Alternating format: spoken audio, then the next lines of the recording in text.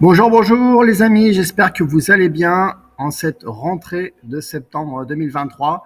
Voilà, je suis heureux de vous retrouver. Alors, on n'a pas eu de live au mois d'août parce que voilà, c'était les vacances, donc c'était calme. L'activité crypto était calme, l'activité de Crypto Bulo était calme, voilà. Mais là, on redémarre de manière assez intense pour la rentrée, et donc je suis heureux de vous retrouver. Donc, comme tous les mois, je vous ai préparé de l'actualité sur les cryptos. Je vous ai préparé l'actualité de Crypto Bulo. Et vous allez voir qu'il y a des choses qui sont très très intéressantes. Et également l'actualité de Binance, parce qu'il y a une petite actualité notamment pour nos amis les Belges. Alors, si c'est OK pour vous, on va démarrer. Alors, ma présentation, tac, tac, tac. Alors, donc voilà, je viens de vous le dire, on va voir l'actualité des cryptos, l'actualité de Binance, l'actualité de Crypto Bulo, et on terminera par toutes vos questions, bien sûr, pour que je puisse y répondre en live. Alors, on se rappelle que l'actualité qu'on va analyser sur les cryptos, c'est pas une actualité, on va dire, des graphiques, de l'évolution des cours. C'est plutôt une actualité qui va nous permettre d'identifier on va dire les signaux faibles qui démontrent en fait que la technologie est toujours en train de se développer. L'idée étant, en fait, c'est que nous, on va aller chercher vraiment le pic d'usage des technologies de la blockchain. Donc, on va attendre, nous, la majorité tardive de l'usage de ces technologies-là, parce que du coup, c'est là qu'on atteindra le pic en analogie avec le pic qui a été connu sur le marché de l'Internet. Alors, donc une fois ce rappel fait, quelles sont les actualités qu'on a notées ces dernières semaines? Alors, il y a le G20 qui appelle à une régulation rapide et globale des crypto-monnaies. Alors, le G20 qui est accueilli en ce moment en Inde, enfin, je ne sais plus si c'est en ce moment, oui, il me semble que c'est là, c'est en ce moment. Et ce qui est intéressant, c'est qu'ils votent, enfin, ils parlent d'une régulation, mais le Premier ministre ou le président de l'Inde dit qu'en fait, il ne faut surtout pas bloquer cette technologie-là, qu'il faut plutôt l'accompagner. Et donc, la régulation, pour lui, va plutôt dans le sens, en fait, de l'ouvrir et de démocratiser les cryptos. Donc, c'est plutôt bon signe. Et l'idée, c'est que si c'est le G20 qui se pose là-dessus, c'est derrière que ça débouche sur une régulation mondiale. Et du coup, c'est plutôt une bonne chose. Alors, il faut savoir que avec la situation qu'on peut voir de façon macro, en Europe, on est plutôt en avance, ce qui est assez rare, mais voilà, ça arrive.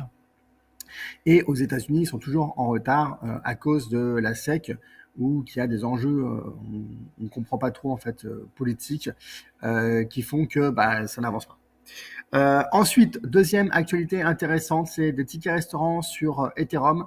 Donc, c'est une société française qui diffuse des tickets restaurants, qui a testé sur une entreprise d'une cinquantaine de salariés de mémoire, de proposer des tickets restaurants qui seraient payables en crypto. C'est-à-dire que en fait, on pourrait payer chez les commerçants en crypto. Alors, c'est plutôt positif et ça va vraiment dans le sens de ce que moi je vous dis, c'est-à-dire que d'ici 5 ans, 10 ans, 15 ans, vraiment les cryptos seront omniprésentes dans notre vie. Et là, pour moi, c'est un bon cas d'usage parce que les tickets restaurants, tout le monde les utilise, notamment en France dans les grandes entreprises et même les petites et moyennes entreprises. Donc, c'est vraiment pour moi, voilà, c'est un signal qui montre que ça peut vraiment s'étendre à tout dans notre vie. Là, la conclusion qu'ils ont tirée après l'expérience qu'ils ont faite, c'est qu'en fait, aujourd'hui, les frais sont encore trop importants pour arriver à être aussi performants en fait que les frais qu'ils ont aujourd'hui en proposant des tickets par ailleurs. Mais en tout cas, ils avaient une amélioration de l'expérience client avec notamment une meilleure personnalisation de l'utilisation de chacun pour chacune des personnes qui utilisaient les tickets restaurants. Donc moi je trouve que c'est plutôt un signe très intéressant de voir qu'en fait sur des micro détails comme ça, des petites choses qu'on utilise vraiment au quotidien, et bien qu'on puisse avoir des cryptos et que ça puisse rentrer dans le monde des cryptos ou que le monde des cryptos rentre en fait dans notre quotidien. Un autre indicateur qui montre que les cryptos rentrent dans notre quotidien, c'est Visa. Visa qui s'étend maintenant sur Solana pour permettre aux commerçants d'être payés en stablecoin USDC. Donc une fois de plus, Visa a toujours montré depuis déjà pas mal de mois son intérêt pour les cryptos, son intérêt de vouloir innover dans ces modalités de paiement en fait Et donc là, ils montrent encore un pas en avant sur le marché des cryptos. La moitié des habitants de Turquie qui posséderaient des crypto-monnaies selon un rapport de KuCoin. Alors ça c'est intéressant parce qu'en fait je ne sais pas si vous êtes au courant de l'actualité de la Turquie, mais la Turquie est le pays qui a subi le plus d'inflation sur les derniers mois. Ils sont montés à plus de 80% d'inflation. Et en fait, la valeur refuge pour les Turcs, ça a été en fait d'acheter des cryptos pour sauver en fait leur capital, pour sauver leur patrimoine et aussi pour récupérer des fonds en fait de l'extérieur. C'est-à-dire que toutes les familles qu'ils avaient en dehors du pays, même pour ceux qui ont pas réussi à être assez réactifs pour acheter des cryptos à temps avant que la monnaie s'effondre, eh bien ils ont pu récupérer de l'argent de leur famille, de leurs amis à l'étranger et sous forme de stablecoin ou d'autres cryptos, mais l'idée c'est plutôt ici de fiabiliser la monnaie. Et donc là aussi on voit que en fait les cryptos peuvent être une vraie alternative aux monnaies étatiques qui elles sont soumises à l'inflation. Voilà. Chainlink et Swift, un succès prometteur pour la finance traditionnelle. Donc Chainlink, je ne sais pas si vous vous rappelez, en fait, c'est la crypto qui avait été lancée par, il me semble, un groupe de Google. Je crois que Google est dedans, enfin, c'est bien sûr. Et Swift, c'est le plus grand réseau au monde pour faire des transferts financiers. Et donc, ils ont fait un projet de test ensemble et apparemment, ça fonctionnerait. Ça veut dire que sur le premier projet de test qu'ils ont fait, ils arrivent à faire des transferts de crypto en passant par le transfert habituel de Swift. Donc voilà, une fois de plus, on voit en fait la relation qui devient de plus en plus proche entre le monde traditionnel de la finance et le monde des cryptos. Donc là encore, une fois de plus, ça rentre dans notre quotidien. Imaginez dans quelques mois pouvoir faire des virements en crypto de la même façon qu'aujourd'hui vous faites des virements de compte à compte sur votre interface bancaire. Je pense que vous comprenez un petit peu l'enjeu qu'il peut y avoir derrière en termes de diffusion massive des cryptos. En attendant, je vais voir si vous avez quelques questions d'ici là. Guy, bonjour à tous. Costume, cravate, un rendez-vous ou bien une cérémonie? Je vais être amené à en parler un petit peu plus tard, mais voilà. Guy a remarqué que j'étais en costard cravate. Autre information, X, donc ex-Twitter, obtient une licence pour proposer des services relatifs aux crypto-monnaies aux États-Unis. Donc, je ne sais pas si vous avez suivi un petit peu ce que veut faire Elon Musk avec le rachat de Twitter, mais il a vraiment de grandes ambitions avec ce réseau social. Il veut vraiment en faire une plateforme, en fait, comment ils appellent ça, one-stop shop, où en gros on peut faire tout. Donc, une plateforme, un logiciel multifonctionnalité, donc qui ne va pas se limiter simplement aux réseaux sociaux, qui va permettre de faire plein d'autres choses. Et donc, ils ont fait leur demande de licence pour trader des cryptos. Et donc, ils ont obtenu cette licence-là. Donc, imaginez qu'un des plus gros réseaux sociaux se mette demain à permettre à ses clients ou à ses inscrits, à ses membres, d'acheter des cryptos. Vous voyez bien que ça va aussi faciliter les flux entre cryptos. Grayscale qui gagne son procès contre la SEC et du coup les ETF Bitcoin au comptant bientôt acceptés pour l'interrogation. Donc je ne sais pas si vous avez suivi, c'était un petit peu le feuilleton de l'été, c'est-à-dire qu'il y a des gros institutionnels qui ont demandé de pouvoir proposer des EFT, enfin des ETF à leurs clients. Alors un ETF c'est quoi? C'est simplement la possibilité en fait de pouvoir acheter une action qui reproduit la performance de quelque chose. Et donc là, en l'occurrence, le Bitcoin. Ça, c'est intéressant parce que Grayscale et puis d'autres institutions qui ont proposé également, qui ont déposé également un dossier pour pouvoir faire la même chose, eh bien, ils ont vocation en fait à faire connaître et à rendre accessible en fait l'investissement dans le Bitcoin et plus largement les cryptos à leurs investisseurs déjà historiques. Et ce sont des fonds qui amassent énormément d'argent. Et donc forcément, le jour où ces institutionnels vont pouvoir être en capacité de proposer à leurs clients investisseurs des cryptos, eh bien c'est sûr que les investisseurs qui sont chez ces grands fonds eh bien, vont investir massivement dans les cryptos. Et donc là, on va pas avoir une quantité importante de nouveaux investisseurs en nombre, mais par contre, on va avoir une quantité importante de nouveaux investisseurs en volume de transactions financières. et c'est là que ça peut vraiment rebooster le marché des cryptos et accompagner sa prochaine croissance. Donc ça, c'est un indicateur très intéressant. Et donc, on va suivre de près. Donc, pourquoi en fait la SEC aujourd'hui bloque, on va dire, la possibilité de, l'ouverture des ETF, simplement en fait parce que ils se sont dit qu'en fait, si ils l'accordaient à un grand fonds, et ben du coup, le premier fonds allait en fait récupérer tout le marché. Donc, ils sont en train de temporiser un petit peu toutes ces demandes-là et ils sont en train de les bloquer une à une. Et l'idée qu'on aperçoit derrière, en fait, c'est qu'ils puissent débloquer l'intégralité des licences en même temps pour permettre en fait à tout le monde de pouvoir se battre avec les mêmes armes. Voilà, sachant que de plus en plus la SEC est contrainte d'accepter en fait parce que plus elle refuse et plus elle se met en contradiction avec ses propres en fait décisions qu'elle peut prendre par ailleurs. Donc voilà, je ne vais pas rentrer dans les détails techniques, mais par exemple, elle a accordé les ETF sur le Bitcoin ou sur les cryptos, sur des contrats futures. Et donc, c'est sur le spot maintenant qu'elle commence à rechigner. Donc, il n'y a aucune raison qu'elle accepte sur le contrat futures et qu'elle refuse sur le spot. Voilà, une fois de plus, c'est un peu technique, mais tout ça pour vous dire que la SEC s'en mêle un petit peu les crayons et se prend les pattes dans son propre merdier, quoi. Bref, la Poste, autre news, c'est la Poste qui sort son premier timbre en NFT. Donc, une fois de plus, pour moi, ça rentre dans les petites choses, les petits signaux faibles qui nous montrent que, en fait, les technologies de la blockchain se diffusent petit à petit. Il faut savoir que la Poste, voilà, c'est le prestataire qui gère tous les envois de courrier. On a souvenir des collections de timbres, même des collections qui peuvent parfois valoir très cher. Et ben, du coup, effectivement, c'est dans je dirais, c'est dans la suite logique de proposer des NFT qui seront couplés avec des vrais timbres physiques.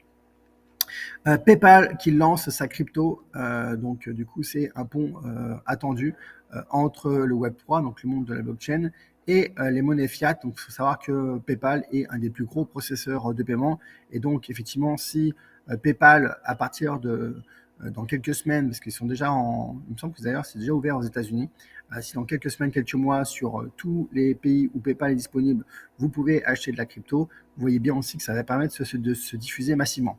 Alors au début, il me semble que pour l'instant, c'est limité à 4 ou 5 cryptos, mais on peut imaginer qu'avec le temps, ça va se diffuser et ça va s'élargir.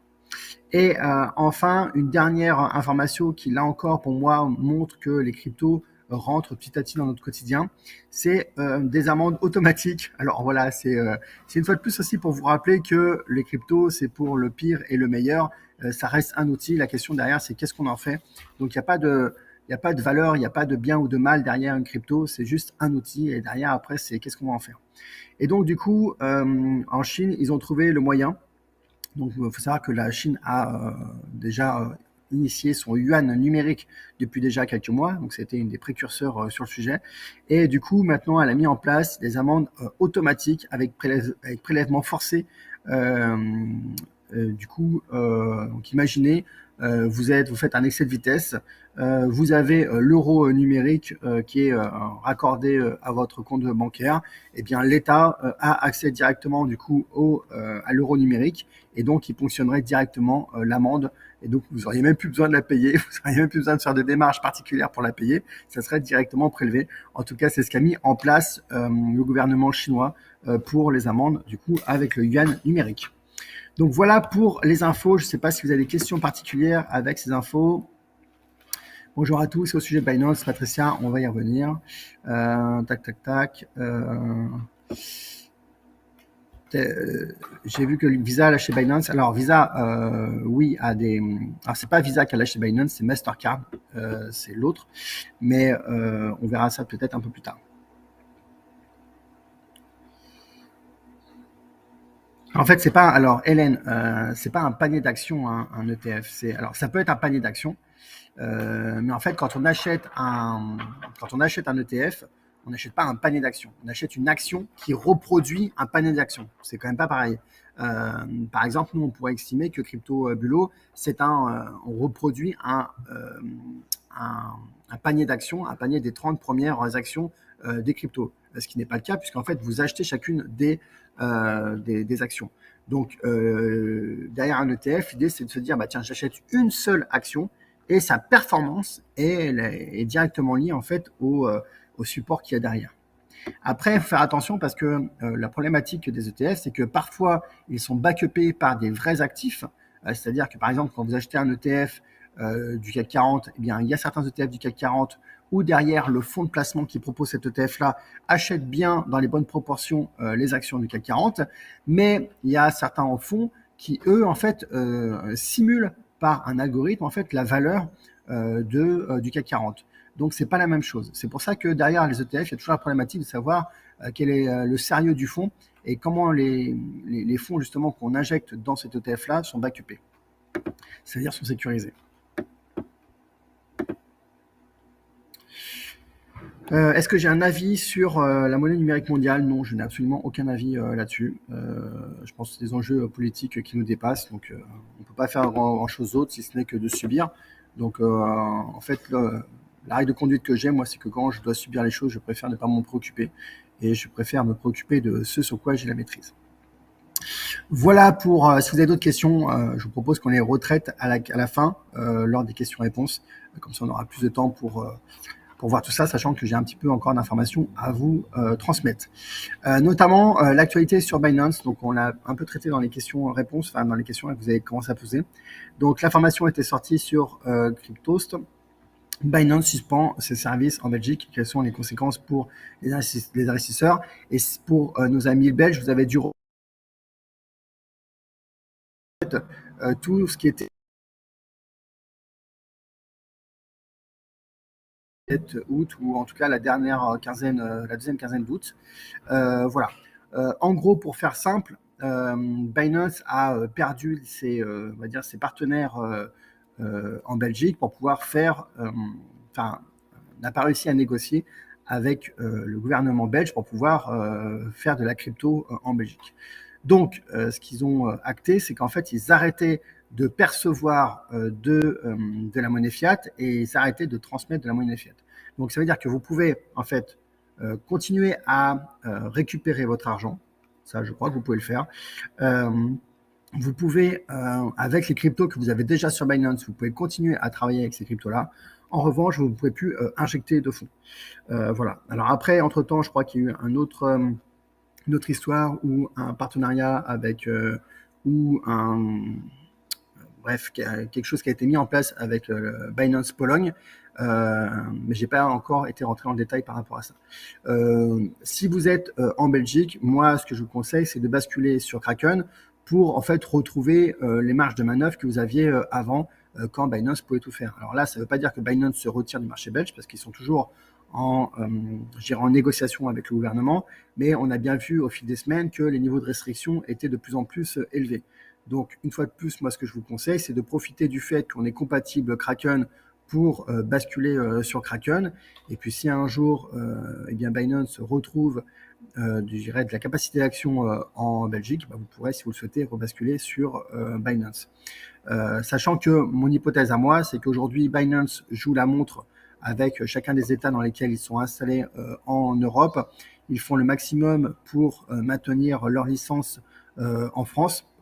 D'ailleurs, cet été, ils ont transmis en toute transparence les premiers chiffres de leur filiale française, qui montrent quand même, qui montrent pas blanche sur ce qu'ils font en France. Donc, mon hypothèse, c'est qu'ils font tout pour garder la licence en France et que la licence en France leur permettra, via la licence MiCA, d'accéder à l'ensemble de l'Europe. Puisque je vous rappelle qu'avec MiCA, quand un prestataire aura une licence dans un pays d'Europe, il aura la possibilité en fait de travailler avec l'ensemble des clients de l'Europe. Donc voilà, donc ça, c'est mon hypothèse. Et entre-temps, si vous voulez continuer à mettre en place, par exemple, un ajout de capital récurrent, ou si vous voulez avoir la possibilité d'ajouter du capital, effectivement, il vaut mieux basculer sur Kraken, d'autant plus que depuis le mois de juillet maintenant, CryptoBureau est compatible avec Kraken. Voilà pour l'actualité de Binance. Si vous avez d'autres informations, enfin d'autres questions par rapport à Binance, bien sûr, on pourra les traiter tout à l'heure à la fin de ce live. Maintenant, tac, tac, tac, Joao, est-ce que tu penses que le cash pourrait disparaître, qu'on utiliserait que les paiements en crypto? Alors moi, je pense que d'ici, effectivement, alors Je pense oui, ma réponse est oui. La seule question par rapport à ça, c'est quel horizon de temps. Voilà, je pense que les choses, il y a beaucoup plus d'inertie qu'on ne le pense. Donc je pense que les technologies sont déjà prêtes aujourd'hui. De toute façon, il faut bien comprendre que pour les États, le cash, c'est quand même la chose à bannir, parce qu'en fait, c'est la seule chose qu'ils ne peuvent pas contrôler. C'est pour ça que les paiements au black se font par cash, c'est pour ça que les trafics de drogue, les trafics d'armes se font en cash. C'est parce qu'aujourd'hui, c'est la seule chose que les États ne peuvent pas retracer. Et vous avez pu voir déjà depuis plusieurs années à quel point les États en fait ont réduit la capacité à gérer du cash. Notamment, vous avez des plafonds de retrait du cash, vous avez de moins en moins d'argent dans les banques et c'est de plus en plus surveillé. Donc clairement, les gouvernements n'ont aucun intérêt à ce qu'il y ait du cash en circulation. Parce que simplement, ils n'ont pas le contrôle dessus. Donc effectivement, à l'horizon de 50 ans, 100 ans, je pense qu'il n'y aura plus du tout de cash, ou en tout cas très peu dans les pays les plus avancés. Patricia, à propos de Kraken, les frais me semblent plus élevés, au moyen de limiter les frais quand on recharge. Les frais sont légèrement plus effectivement élevés chez Kraken, mais ça reste, à mon sens, très marginal, puisqu'on est en dessous de, je crois qu'on est en dessous du 5 pour 1000. André, j'ai accepté une nouvelle condition de Binance Belgique et j'ai accepté via la Pologne, et donc j'aurais dû pouvoir à nouveau mettre des fonds, sauf que pour le moment, c'est bloqué. Bah voilà, André, donc ils communiquent des choses, mais en fait, dans la réalité, c'est pas aussi simple. Donc eux, ils aimeraient bien en fait pouvoir tout débloquer, mais dans la réalité, enfin dans les faits, c'est pas aussi simple, quoi. Quid du partenariat bancaire de Binance pour déposer des fonds? Alors oui, effectivement, il y a toujours effectivement quelque chose qui plane là par rapport à Binance et son partenaire en Europe pour faire des virements SEPA. De toute façon, moi, depuis le début, je vous invite vraiment à utiliser la carte bancaire pour faire vos ajouts de capital, y compris si vous voulez mettre 10 000 euros, faites 5 fois 2 000 euros par carte bancaire. Alors, je sais qu'il y a des frais, mais les frais restent vraiment marginaux par rapport aux gains qu'on espère sur le long terme. Donc, les frais sont de l'ordre de 2%, il me semble. Donc, effectivement, ça peut vous paraître important comme frais de transaction, mais c'est rien par rapport aux gains qu'on veut espérer sur le long terme. Donc plutôt que d'être bloqué, plutôt que de ne pas savoir où est votre argent quand vous faites un virement entre votre banque et Binance, plutôt que d'attendre avec du stress quand Binance ou votre banque refuse le virement, moi à votre place je préférerais les virements par carte bancaire. En tout cas, moi sachez que tous les ajouts de capitaux que j'ai faits ont été faits pour la plupart, plus des 3/4 par carte bancaire. Tac, tac, tac. Question, je ne peux basculer sur Kraken car ils sont fermés mon compte CES sans explication. Donc j'ai deux choix, laisser Binance ou sortir de crypto, car possible de mettre sous une clé Ledger pour la sécurité. Car sortir avec CryptoBulo. Alors Hélène, déjà il faudrait comprendre pourquoi le compte a été refusé sur Kraken, peut-être essayer d'en ouvrir un autre, mais il n'y a pas de raison qui bloque des comptes du côté de Kraken. On n'a jamais rencontré aucun souci avec Kraken de ce type-là. Donc peut-être c'était antérieur. Je t'invite peut-être à essayer de les contacter, de contacter le support et de comprendre pourquoi ton compte est bloqué chez Kraken. Voilà les amis, du coup, est-ce que CryptoBulo continuera d'utiliser Binance comme plateforme principale dans les prochaines années? Alors nous, on n'a pas vocation à avoir une plateforme principale. En fait, Binance est la plateforme historique utilisée par CryptoBulo.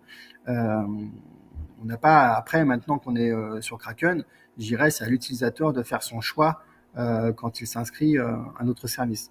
Mais on n'a pas vocation, nous, à vous dire plutôt c'est un tel, plutôt un tel.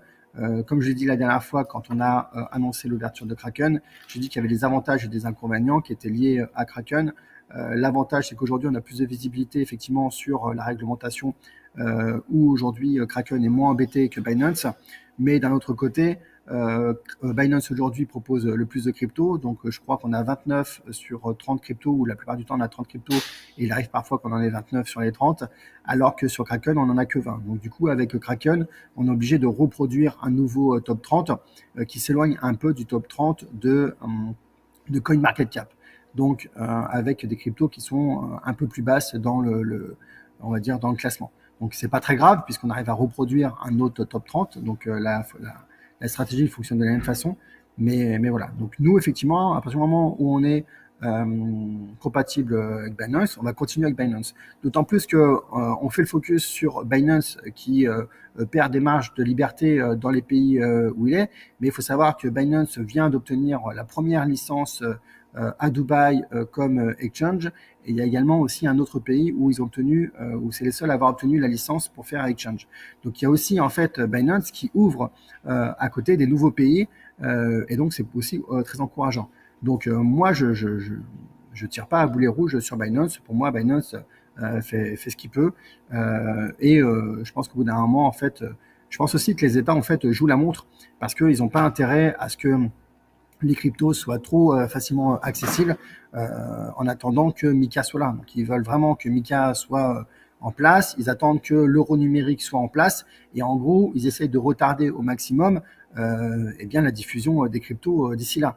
Rappelez-vous, au démarrage de l'Internet, France Télécom faisait le maximum pour brider, pour limiter tous les accès aux concurrents au réseau Internet.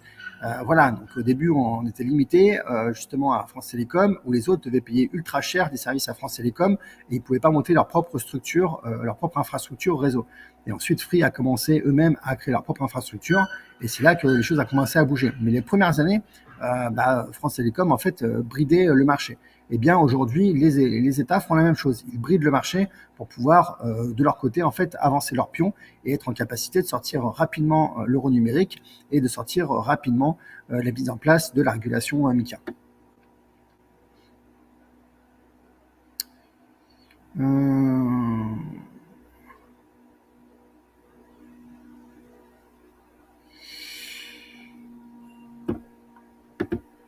Alors, pour débuter Crypto Bulo, Binance ou Kraken? Je viens de répondre à la question, donc du coup, Vincent, effectivement, c'est au choix de chacun. Et du coup, je vous invite à retourner sur le live, il me semble que c'est le live du mois de juin, où j'annonçais la mise à disposition de Kraken, et du coup, je faisais un court comparatif entre Kraken et Binance. Pascal, moi je trouve que Binance est très compliqué d'utilisation et Kraken beaucoup plus simple. Après, l'objectif de CryptoBulo, c'est que vous n'ayez pas besoin justement de vous soucier des exchanges et que nous, on est là pour vous accompagner, pour injecter de l'argent et récupérer de l'argent. Après, l'idée, c'est de faire le bulot, quoi. Donc, nous, c'est aussi pour ça qu'on a mis en place dans la zone membre la visualisation au jour le jour de la valeur de votre portefeuille, pour que vous ayez vraiment plus à vous préoccuper de l'utilisation de Binance. Ce que je vous propose, c'est qu'on avance dans la présentation parce que j'ai encore du contenu intéressant à vous présenter et on abordera toutes ces questions-là lors de la séance de questions-réponses un peu plus tard. Comme ça me permet de garantir de passer en revue tout le contenu que j'ai prévu pour vous. Et vous allez voir, il y a des belles choses. Alors, dans les actualités de CryptoBulo, déjà, il faut savoir qu'on a passé l'été, enfin surtout les développeurs, à fiabiliser les rééquilibrages sur Kraken. Donc, il faut savoir que maintenant, je crois qu'on est au deuxième rééquilibrage pour ceux qui ont démarré au tout démarrage. Et donc, du coup, c'est très fiable. C'est aussi fiable que Binance. Donc pour nous, tout est OK de ce côté-là. Mais il faut juste savoir que sur les précédentes semaines, eh bien, on a passé un petit peu de temps à s'assurer que tous les rééquilibrages sur Kraken fonctionnaient bien et pour fignoler les choses, notamment les règles de gestion quand il pouvait y avoir des soucis et des blocages au niveau du rééquilibrage. Une autre info, c'est que voilà, on a eu une visite des membres cet été, donc Élise et Alexandre qui étaient en vacances à Maurice et du coup qui en ont profité pour rendre visite à notre équipe, donc au bureau. Alors il se trouve que moi j'étais en France, c'est dommage. J'aurais bien voulu être là pour, voilà, pour boire un petit verre ensemble. Voilà, mais c'est juste pour vous dire qu'en fait, si vous envisagez de passer sur Maurice, n'hésitez pas de venir nous faire un petit coucou. Nous avons des bureaux, comme vous pouvez le voir derrière, avec une petite piscine. Voilà, on est assez bien installé. On a même un flipper, parce que vous connaissez mon goût pour les flippers. Donc n'hésitez pas à nous rendre visibles, c'est toujours sympa. Et puis ça vous montre qu'on est une entreprise très concrète, très dans le dur, très palpable. Voilà, avec des bureaux et des employés. Donc là, vous pouvez voir de gauche à droite, donc Damien, Kim, Tracy, Élise et Alexandre. Donc voilà, donc, je les ai floutés parce que pour des raisons d'anonymat évidentes, mais voilà, n'hésitez pas à venir nous rendre visite, ça nous fait très plaisir. Derrière, hier, j'ai eu un rendez-vous avec des personnes qui étaient intéressées pour investir dans CryptoBulo et c'est un des membres qui leur en a parlé, sachant que eux sont depuis 2 ans à Maurice. Et donc, du coup, ils m'ont contacté pour savoir s'ils pouvaient nous rendre visite dans les bureaux et voir un petit peu l'entreprise avant d'investir. Donc c'est tout à fait normal que vous puissiez voir aussi qu'on est une entreprise sérieuse. Donc voilà, c'était un petit clin d'œil pour ceux qui nous ont rendu visite cet été. Ensuite, l'actualité de CryptoBulot. Alors là, c'est vraiment une actualité qui est, qui est liée justement aux dernières news par rapport à Binance. Donc, quand Binance a annoncé que il pouvait plus fonctionner, notamment sur l'ajout de capital en Belgique, eh bien, nous, de notre côté, on était bien embêtés parce que les gens, les membres de CryptoBulot qui étaient en Belgique, eh bien, nous envoyaient des messages et du coup, on répondait un à un. Alors qu'on aurait aimé, en fait, dans notre gestion des membres, pouvoir dire bah tiens on va sélectionner tous les membres de la Belgique et on va leur envoyer un message parce que c'est inutile d'envoyer un message je crois à plus de 650 membres actifs alors qu'en fait il y en a peut-être qu'une vingtaine ou une trentaine ou une cinquantaine qui sont concernés par le message. Donc ce qu'on a fait c'est qu'on a ajouté le pays dans le back office. Donc c'est quelque chose qui pour vous n'est pas très intéressant mais qui nous va nous permettre en fait d'avoir toujours un service client plus personnalisé. Et de la même façon, comme il y avait eu Binance qui avait des petits soucis avec le Canada à une époque, voilà, à partir de maintenant, on pourra envoyer des mails justement aux membres qui sont réunis dans un seul pays. Donc voilà, on a cette colonne pays ici. Et puis on a également la colonne plateforme maintenant qui nous permet de savoir et de visualiser si le membre est connecté à Binance ou à Kraken. Donc c'est des choses que vous ne voyez pas forcément, mais ça veut dire que nous aussi, de notre côté, quand on améliore le logiciel, on améliore aussi la partie back-office qui nous permet, nous, de travailler et de vous apporter un service toujours plus personnalisé. Vous avez pu le remarquer, je suis en costard cravate et en fait, ça correspond à la nouvelle charte graphique et à, je dirais, à la nouvelle impulsion qu'on veut donner, à la nouvelle image qu'on souhaite donner au service CryptoBulot. L'idée, en fait, c'est d'apporter un style un peu plus institutionnel, voilà, un petit peu en style banque privée. Donc, je ne sais pas ce que vous en pensez, mais après, l'idée, c'est en fait, c'est de aussi de voir sur le long terme. Il faut savoir que historiquement, le logiciel a été lancé sur ma base de contacts à moi, donc qui me connaissaient de manière historique. C'est vrai que j'ai développé un personal branding autour de mon image à moi, autour de mes passions, autour de qui je suis, autour de mon expérience aussi, qui ont permis en fait de CryptoBulot d'en arriver là. Maintenant, si on veut se développer davantage, je pense aussi qu'il va falloir à un moment donné se détacher de mon image. Alors, désolé pour ceux qui sont fans du personnage Florent Fouque, mais CryptoBulot et l'aventure CryptoBulot va me dépasser. Alors je suis 100% dedans encore et pour plusieurs années, voire même plusieurs décennies. C'est pas le sujet. Le sujet, c'est vraiment d'élever CryptoBulot en fait à ce qu'il mérite, c'est-à-dire à l'image qu'il mérite. Et voilà.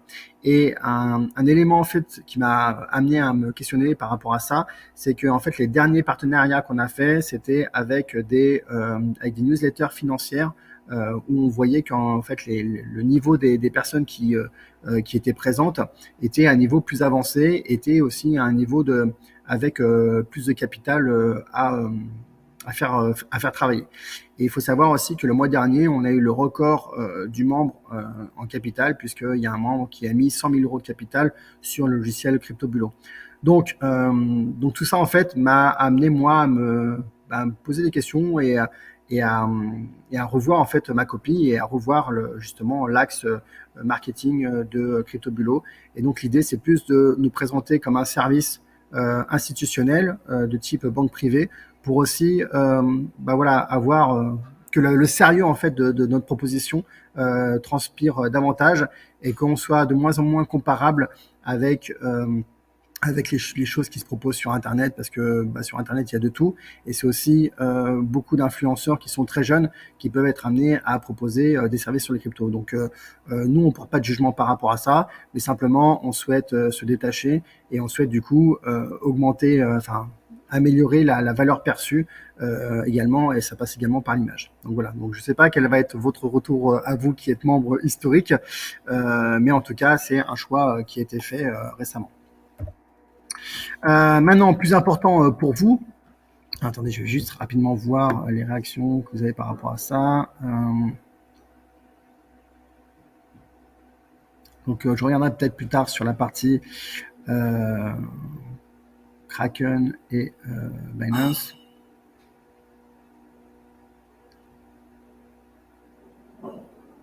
Émilie, perso, Le costume cravate, je trouve ça too much. La cravate n'est pas nécessaire, même dans les entreprises, la cravate n'est quasiment plus portée. Oui, dans les entreprises, la cravate n'est plus portée. Maintenant, quand vous allez dans une banque privée, où il faut avoir un certain niveau de capital pour pouvoir rentrer, croyez-moi, il y a la cravate partout. Et la politique ne fait pas le boulot. Euh, voilà. Mais de toute façon, le plus important, je pense que c'est la qualité de service qu'on vous apporte et le sérieux derrière. Voilà. Donc vous, historiquement, vous aurez vu qu'il y a une évolution. Pour les prochains qui vont rentrer dans le logiciel, eh bien, ils connaîtront que ça. Et donc, pour eux, ça leur semblera moins bizarre. Plus important que l'image, c'est effectivement le fond, et notamment le fond, c'est la performance du logiciel. Donc, il faut savoir que de mon côté, moi, je m'occupe de la partie, on va dire, innovation, et je m'occupe de la partie marketing, mais du coup il y a toute la partie R&D qui fait partie intégrante de mon poste et de mes responsabilités.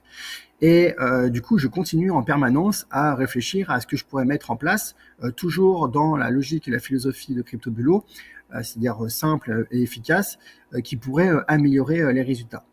Pour ceux qui étaient là au live du mois de juillet, vous vous rappelez que j'avais fait un live important en termes de pédagogie pour vous expliquer pourquoi le Bitcoin avait surperformé le CryptoBulot standard, c'est-à-dire le top 30. Et en fait, on a vu que en période où le marché est plutôt en sous-valorisation, eh bien, il y a un effet de concentration qui se fait où en fait les gens, par sécurité, eh bien, mettent plutôt leur argent, concentrent leur argent plutôt sur le Bitcoin ou les cryptos qui sont plutôt dans le haut du tableau. Et je me suis dit que si c'était valable pour le Bitcoin, c'était peut-être valable aussi justement pour le haut du tableau. Et je me suis dit qu'il y avait peut-être en fait une corrélation entre le fait que les premières cryptos surperforment quand le marché est en baisse, et peut-être qu'à l'inverse, quand le marché est en hausse, le top 30 surperforme euh, par rapport au Bitcoin ou aux premières cryptos. Et donc, j'ai essayé de vérifier et je me suis dit, tiens, est-ce qu'on a observé sur le premier semestre, est-ce que c'est valable sur l'historique que l'on a sur CryptoBulot standard, sur le top 30. Alors, qu'est-ce que j'ai fait? Donc, j'ai surtout demandé à Megan qu'elle me sorte mois par mois, en fait, la valeur capitalistique du top 5. Donc là, la première colonne, c'est la date, donc c'est le mois. La deuxième colonne, c'est la valeur capitalistique du top 5. C'est-à-dire que quand on cumule la capitalisation des 5 premières cryptos du marché.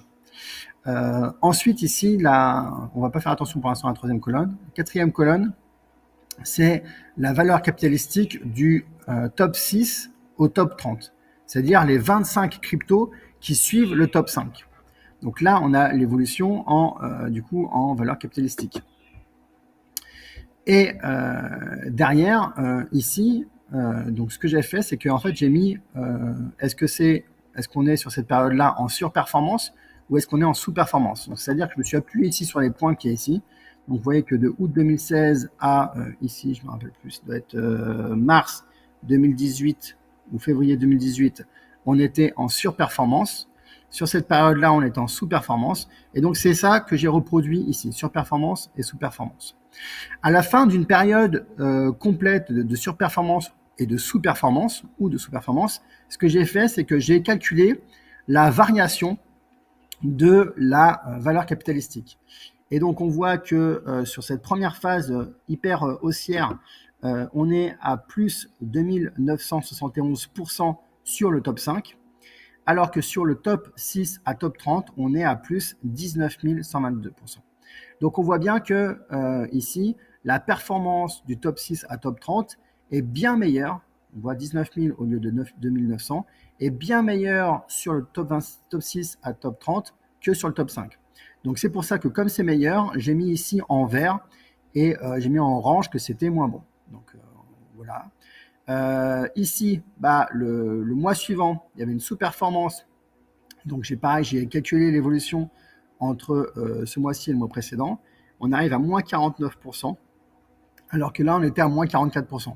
Ça veut dire qu'en sous-performance, le top 5 a moins chuté que le top 6 à top 30. Donc là, on est à moins 49%, moins 44%. Alors, c'est pas très significatif, mais on voit que ça a moins baissé. Maintenant, après, il y avait du coup une autre longue période ici de sous-performance. On voit qu'à l'issue de cette période de sous-performance, le top, le top 5 à top 6 pardon, à top 30 a fait moins 66%, alors que le top 5 n'a fait que moins 28%. Donc on voit que le top 5 a fait une meilleure performance parce qu'il est descendu, il est moins descendu en négatif. Etc., etc. Et on peut voir en fait que du coup à chaque fois la règle en fait se vérifie, c'est-à-dire que quand le marché est surperforme, donc est au-dessus de la moyenne mobile plus un écart type, eh bien le top 5, top 6 au top 30 a une meilleure performance. Et quand le marché est sous-performant, eh bien c'est le top 5 qui a une meilleure performance ou qui limite, on va dire, la réduction du capital. Le seul point où ça ne se vérifie pas, c'est ici. C'est le mois de novembre, pardon, d'octobre 2020, où le top 5 a fait moins 15%, alors que le top 6 à top 30 a fait moins 12%. Mais vous voyez que l'écart est vraiment très très faible.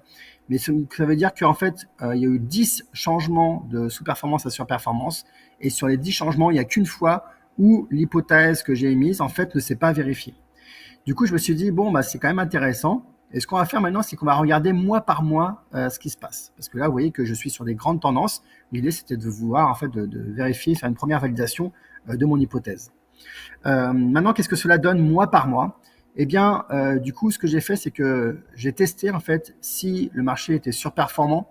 J'ai testé pour m'assurer que le top 6 à 30 était bien meilleur. Et si c'est le cas, je mettais OK dans la dernière colonne ici. Et si mon hypothèse elle était fausse, eh bien ça mettait invalide. Donc mon hypothèse elle est celle-ci, c'est-à-dire que quand le marché est surperformant, je pense que le top 6 au top 30 est meilleur. Et quand le marché est sous-performant, je pense que c'est le top 5 qui est meilleur. Et donc si une de ces règles s'applique, ça veut dire que mon hypothèse est OK. Et si une de ces règles ne s'applique pas, ça veut dire que mon hypothèse est invalide. Et donc, vous pouvez voir que globalement, il y a quand même plus de OK que d'invalide. Et quand on fait le calcul, on se rend compte que sur 85 mois, donc ça c'est l'historique auquel on a accès, eh bien 70 fois, l'hypothèse que j'ai émise en fait se confirme et dans 15 cas seulement, elle est invalidée. Donc ça veut dire que dans 82% des cas, eh bien le top 30 de top 6 au top 30 est meilleur quand le marché surperforme. Et en revanche, quand le marché sous-performe, c'est le top 5 qui est meilleur.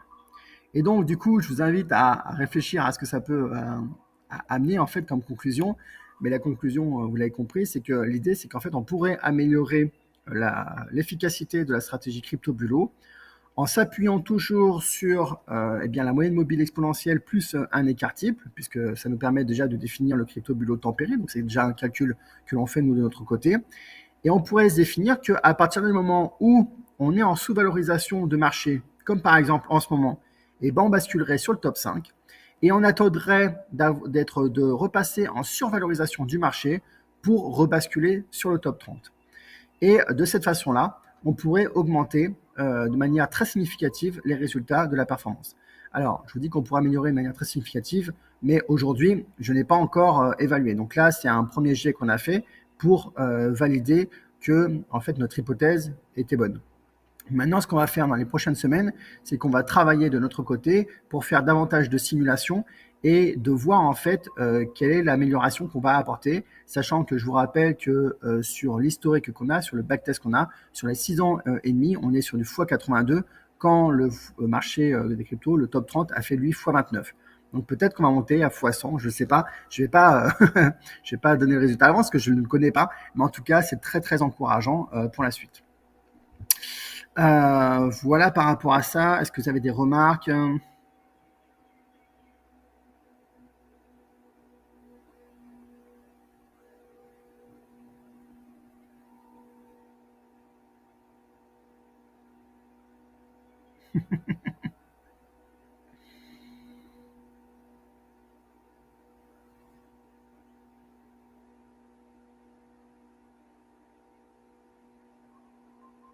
Moi, je vois qu'il y a beaucoup de remarques sur la question du costard, mais vous inquiétez pas, hein, c'est juste de l'image, c'est pas le plus important, mais c'est juste qu'il faut rester cohérent avec ce qu'on veut faire. Et comme de notre côté, l'idée, c'est vraiment euh, de porter CryptoBulo à un niveau très élevé, eh bien, on se réaligne par rapport au code du marché. Voilà. Mais après, la philosophie restera la même.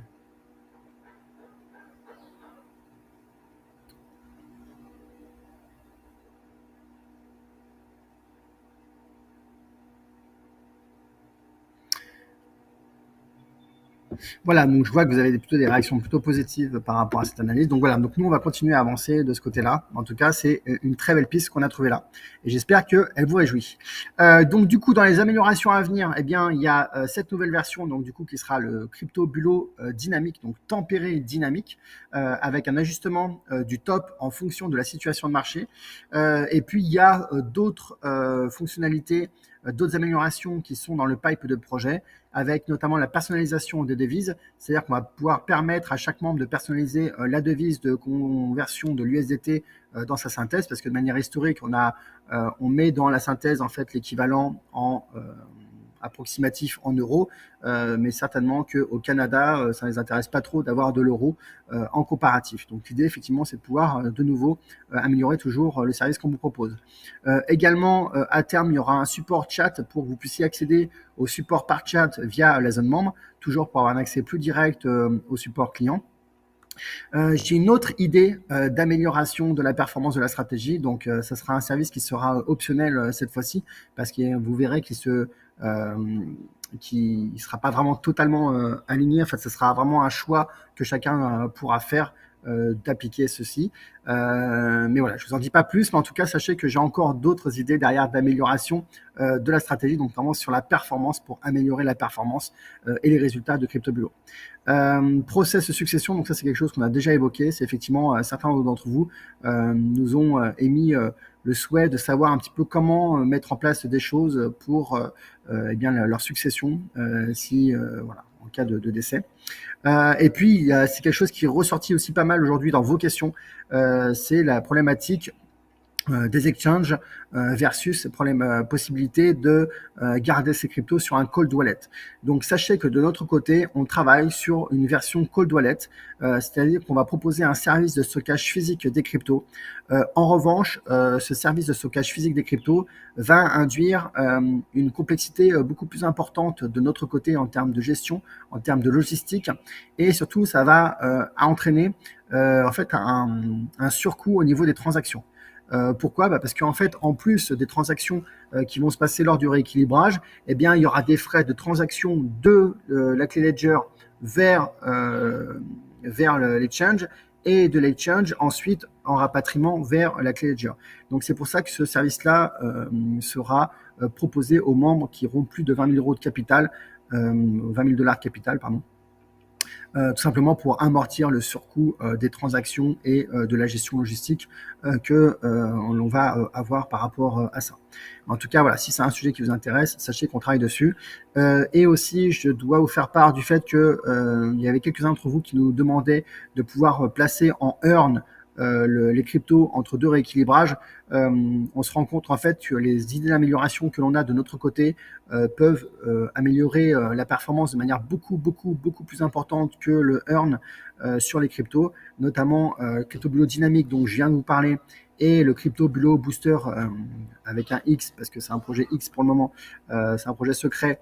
Voilà, ces améliorations-là vont vraiment beaucoup plus améliorer la performance que le earn. Et donc, du coup, en fait, on est face à un dilemme où on doit faire en fait on a des contraintes et une complexité très importante pour le earn et on sent aussi que ça n'est pas stable dans le temps parce qu'en fait on dépend vachement des programmes earn qui sont proposés par les exchanges et en contrepartie de ça en fait pour cette difficulté technique à mettre en place et le manque de stabilité ou de vision qu'on peut avoir sur le long terme, on se rend compte que en fait il y a très peu de bénéfices à la clé. Donc, on a décidé de supprimer pour le moment cette idée-là de notre pipe de projet, sachant qu'on a déjà beaucoup de choses à mettre en place. pour avancer déjà sur ce qu'on a imaginé comme amélioration.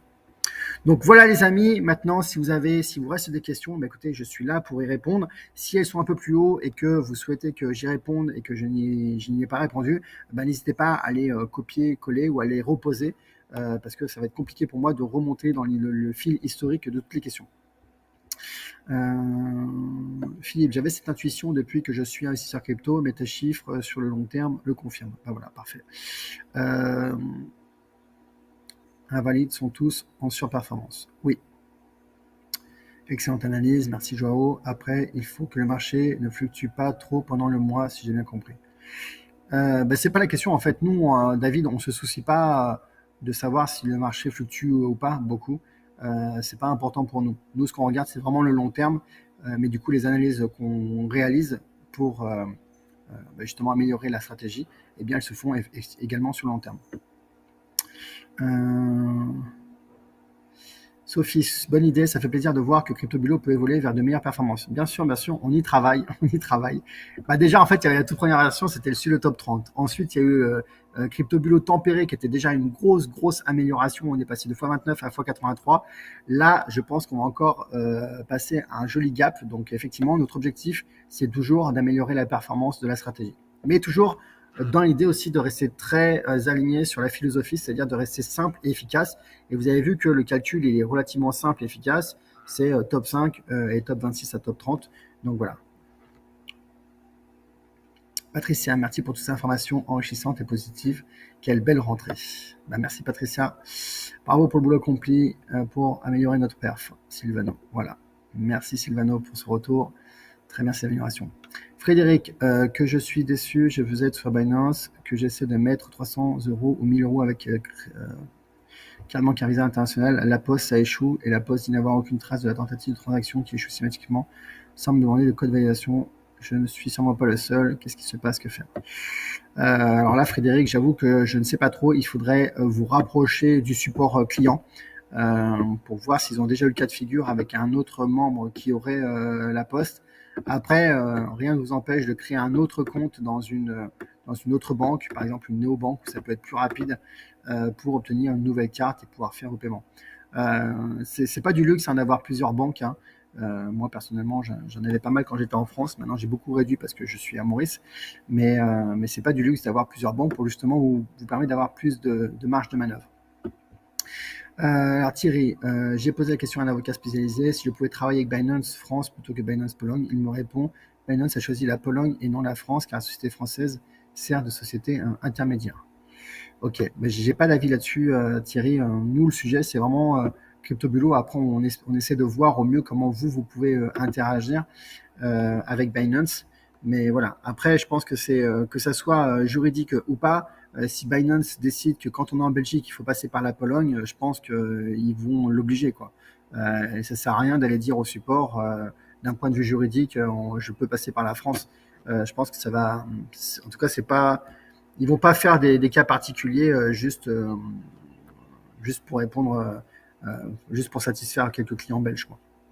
Donc le mieux, c'est soit de se dire bon c'est ok, je fais avec les contraintes du moment, ou soit de basculer sur Kraken.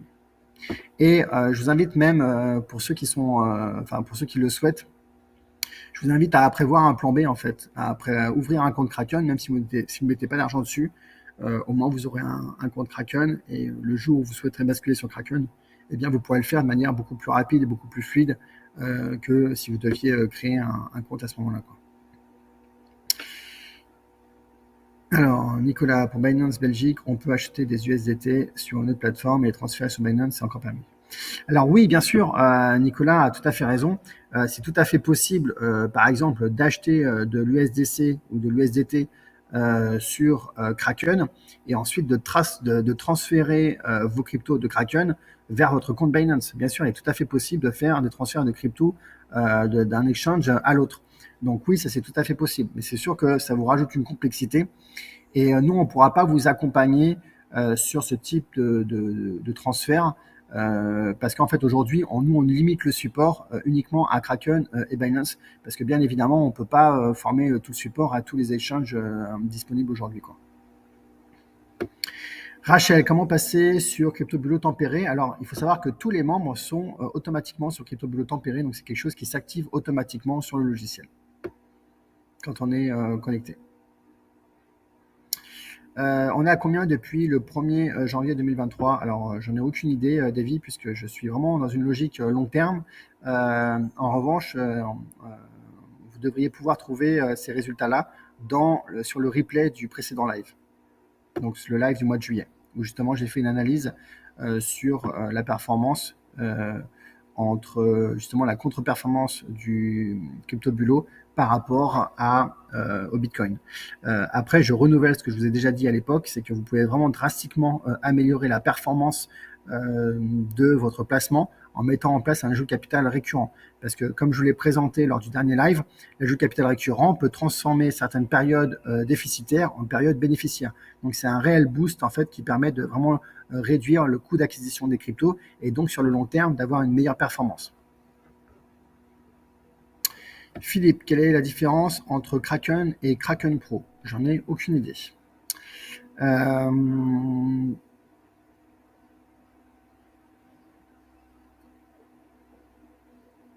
Problème avec BNP qui dit avoir des problèmes. Alors Jean-François, du coup, je comprends pas trop le. Si je peux avoir plus de détails, ça me permettra de peut-être mieux comprendre la question. Avoir 1000 ou 10 000 euros de capital, quelle différence sur les gains crypto? La différence va surtout se faire en fait par rapport aux frais, puisque en fait plus il y a de capital et du coup moins il y a de frais en proportion. Mais sinon, en proportion, les résultats seront les mêmes.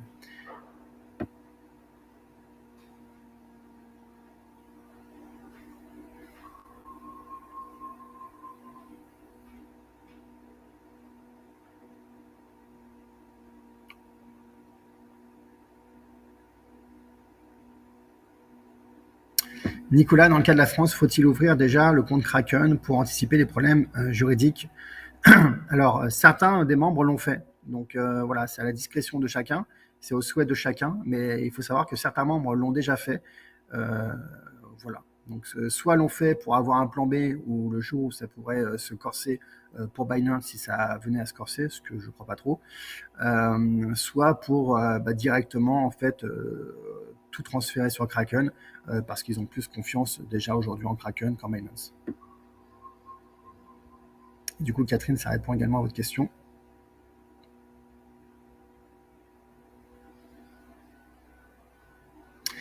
Emmanuel, merci pour tout le travail et les analyses que vous faites pour améliorer les performances de CryptoBulo. Bravo pour vos compétences. Merci, Emmanuel, ça fait plaisir.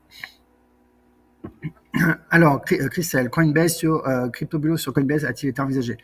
Non, pas aujourd'hui. Alors, il faut savoir qu'en fait, rendre compatible notre logiciel à un nouvel exchange nous demande beaucoup de travail. Donc ça ne veut pas dire qu'on ne va pas le faire, mais aujourd'hui en fait notre objectif c'est pas forcément d'être compatible avec tous les exchanges. Parce que quand on pose la question est-ce qu'on est compatible avec Coinbase, ça veut déjà dire en fait qu'on a un niveau avancé dans les cryptos et qu'on s'est posé la question de quel est le meilleur exchange du moment. Et je dis pas ça pour dire que c'est Coinbase, parce que notamment Coinbase a des frais plus importants. C'est juste qu'en fait, on va vraiment prioriser. On a 3 développeurs dans l'équipe. On a Megan, on a Lorraine, on a Citraka. Et 3 développeurs, ça leur demande déjà beaucoup de travail pour reproduire déjà tout le pipe de projets qui sont en attente et déjà ce qu'on a réalisé depuis le démarrage. Donc forcément, on est obligé de prioriser les projets parce qu'on ne peut pas tout faire. Voilà, donc c'est pas la priorité du moment. Ça ne veut pas dire que ça ne le sera jamais, mais effectivement, en tout cas, on suit de près les évolutions de Crypto.com qui ont été citées et Coinbase parce qu'effectivement, ça fait partie des exchanges qui sont importants et qui sont visibles sur le marché. Mais après, nous, vraiment, l'idée, c'est de s'adresser à des investisseurs qui, pour la plupart, en fait, n'ont jamais investi dans les cryptos. Donc, du coup, c'est assez facile pour nous de les rediriger soit sur Binance, soit sur Kraken, et donc de les rediriger sur un service qui est compatible avec le service CryptoBulo. Sylvain, les cryptos étatiques et la monnaie numérique mondiale peuvent-elles mettre un gros coup au marché des cryptos? Non, je ne le pense pas, parce qu'en fait, je pense, Sylvain, que ces problématiques-là va être limitée à la problématique des monnaies. Et comme je l'ai déjà dit à de multiples occasions, en fait, la blockchain, ça n'est pas juste des monnaies. Il faut comprendre que derrière les projets crypto, il y a des vrais projets en fait technologiques avec un vrai apport de valeur ajoutée. Et donc la fonctionnalité monnaie de certaines cryptos est en fait très marginale. En fait, il y a très peu de crypto-monnaies qui se limitent à ne faire que de la monnaie. Donc il y a effectivement le Bitcoin, le Dogecoin, le Bitcoin Cash, qui ne sont que des monnaies, qui n'ont que la fonctionnalité de monnaie. Mais par exemple, l'intérêt de l'Ethereum, c'est surtout de pouvoir permettre de réaliser des smart contracts. Donc nous, en fait, on est plutôt dans une logique de voir en fait ce qu'apporte la technologie et au regard de ça, on voit bien qu'il y a des vrais apports technologiques. Donc c'est pour ça tout à l'heure je vous ai parlé des tickets restaurants, c'est pour ça que je vous ai parlé des NFT qui étaient utilisés pour les timbres à la poste. C'est pour vous montrer que la blockchain c'est beaucoup plus vaste que la simple fonctionnalité de monnaie.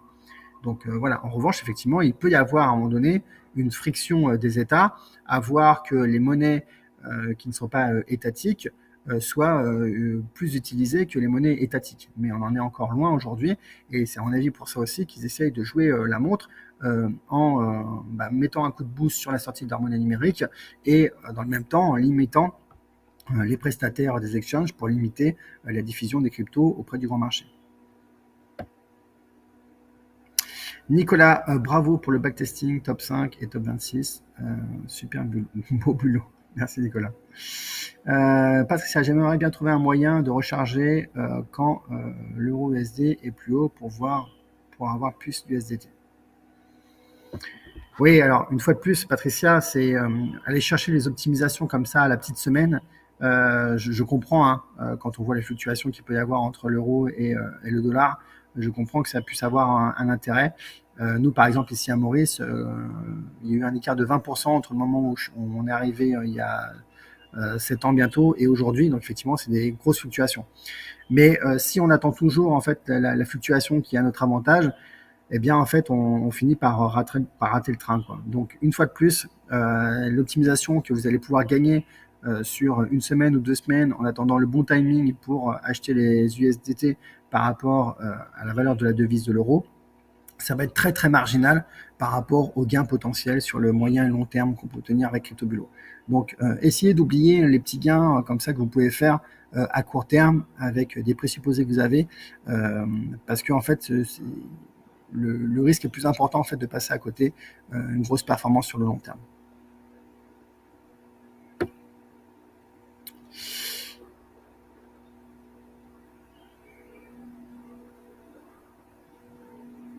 Alors, Jean-Philippe, serait-il plus intéressant de faire le rééquilibrage chaque 2 semaines? Non, pas forcément, puisque dites-vous bien qu'à chaque fois qu'il y a un rééquilibrage, eh bien, du coup, il y a des frais de transaction qui sont opérés. Donc, c'est aussi pour ça qu'on a choisi de faire au mois. Et le mois, c'est aussi en fait le timing pour nous qui correspond à un timing sur le long terme. Donc, il n'y a pas d'intérêt à le faire toutes les 2 semaines parce qu'il y a déjà de fluctuations qui sont relativement importantes déjà une fois par mois. Pascal, as-tu entendu parler des 6 cryptos choisis par le gouvernement américain pour lancer son crypto-dollar? Non, pas du tout.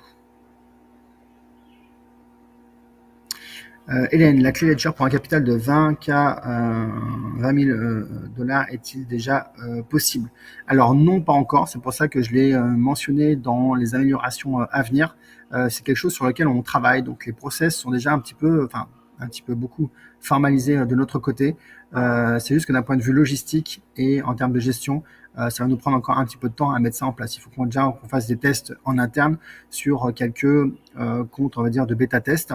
Je pense que si on est en mesure de proposer ce service-là, c'est quelque chose qu'on va imaginer sortir au mois de janvier 2024.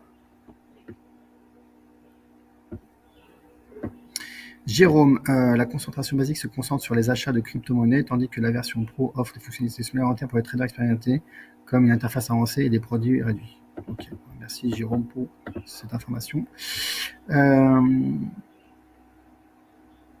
Thierry, merci Florent pour toutes ces améliorations et recherches, ce bouillonnement de nouveaux projets. Merci Thierry, ça fait plaisir. David, est-il conseillé de passer son investissement tout d'un coup ou de le faire petit à petit? Alors, on revient effectivement sur cette question-là. C'est une question qu'on me posait déjà sur les tout premiers mois en fait, de la stratégie. il n'y a pas de. En fait, le problème, c'est que moi, j'ai pas envie de rentrer dans le truc où on va réfléchir, on va essayer d'être plus malin que le marché. Parce que si on se dit que si on part dans cette question-là, ça veut dire qu'il y a une hypothèse qui dit que les prochains mois vont être baissiers, ou il y a une hypothèse qui va dire que les prochains mois vont être haussiers. Moi, je ne sais pas si les prochains mois vont être baissiers ou haussiers. Je sais que sur le long terme, à 2, 3 ans, et surtout à l'horizon que moi je me suis donné d'investissement, qui est plutôt de 10, 15 ans, 20 ans, je sais que ça va être haussier.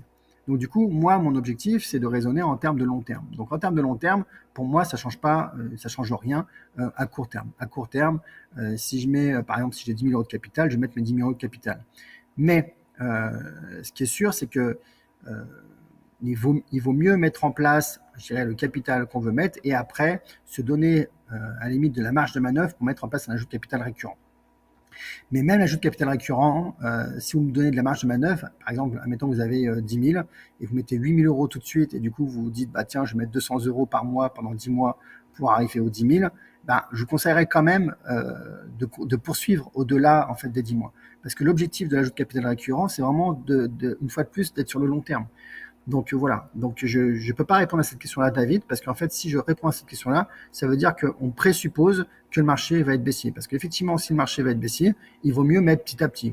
Il vaut mieux mettre 1000 euros aujourd'hui, 1000 euros dans un mois, 1000 euros dans 2 mois, et comme ça, sur les 10 prochains mois, mettre 1000 euros. Comme ça, on est sûr que si sur les 10 prochains mois, le marché est baissier, d'avoir toujours des cryptos de plus en plus basses. Mais c'est pas la logique de CryptoBulo. La logique de CryptoBulo, c'est qu'on positionne un capital. Après, si on le souhaite, et c'est fortement conseillé, on met en place un ajout de capital récurrent et on est garanti sur le long terme d'avoir une belle performance. Mais il faut bien comprendre qu'en fait, cette question-là, c'est pas une question de bulot, c'est une question de crabe, et les crabes, c'est les traders en fait. Et moi, je ne souhaite pas me positionner sur du trading, je ne souhaite pas me positionner sur des hypothèses de court terme. Lazare, quelles sont vos protections contre les hackers? Alors, Lazare, c'est pas que je veux pas répondre à votre question, mais simplement, en fait, j'ai consacré tout un live à ce sujet-là, en fait, même 2 lives. Il y avait un live où en fait on a fait réaliser en fait un audit. En gros, on a demandé à un prestataire qui est spécialiste dans le hacking de chercher à hacker notre système. Et ce qu'il en est ressorti, c'est qu'il avait accès à certaines données, mais qu'il n'avait pas accès au cœur du logiciel. Donc, il n'avait pas du tout accès en fait aux transactions. Donc voilà. Donc nous, ce qu'on a mis en place, effectivement, c'est un certain nombre de protections. Alors bien sûr, après cet audit-là, on a encore amélioré la protection pour que les informations qui étaient accessibles ne le soient plus du tout. Et c'est ce qui est le cas maintenant depuis 2, 3 mois, même 3, 4 mois même. Mais voilà. Donc nous, ce qu'on a fait, c'est qu'on a mis en place des process ultra sécurisés et derrière, on a fait appel à un prestataire spécialisé dans le hacking pour essayer de hacker notre système.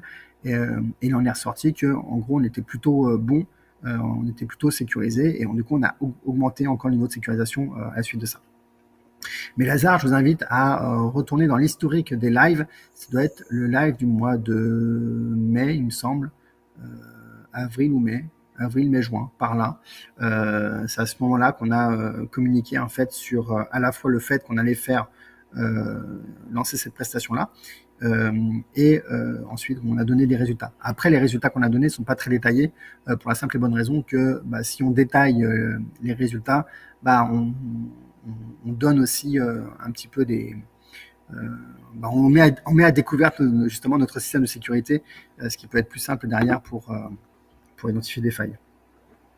Nicolas, y aurait-il un moyen d'automatiser la mise en place d'un capital récurrent sur Binance via PayPal par exemple?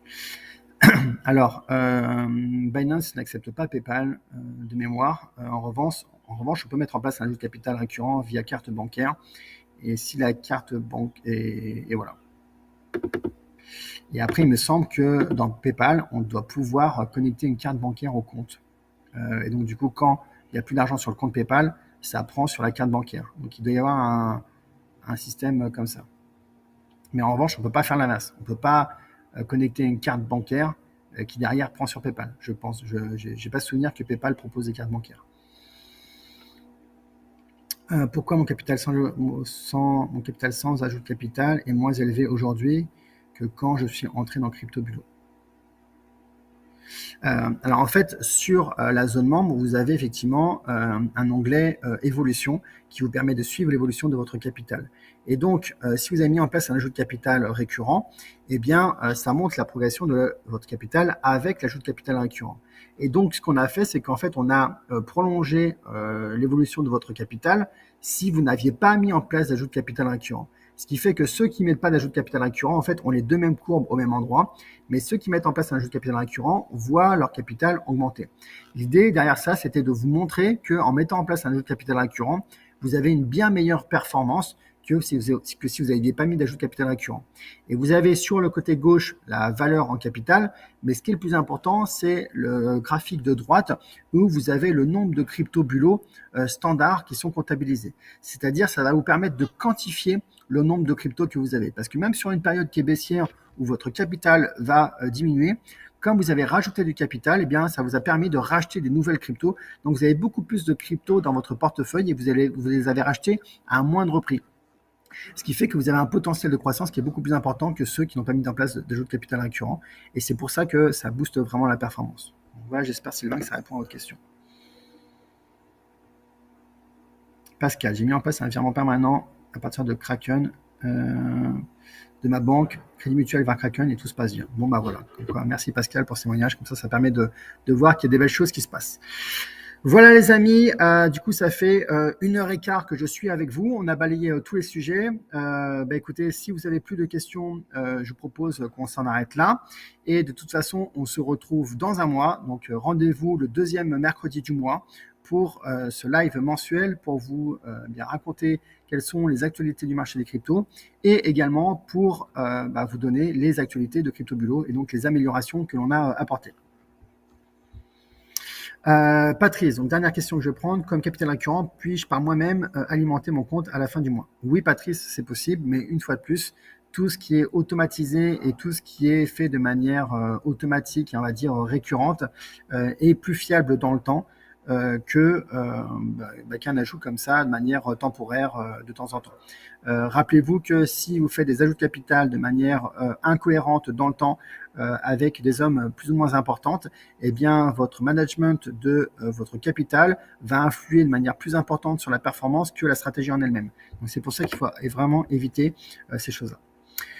Voilà Patrice pour la réponse à votre question. Merci encore tous d'avoir été là au rendez-vous. Vous étiez très nombreux puisqu'on était plus de 130, je crois. Écoutez, merci de votre enthousiasme. Et puis je vous dis à très bientôt dans un mois pour de nouvelles news sur les cryptos et CryptoBulo. À très bientôt. Ciao, ciao.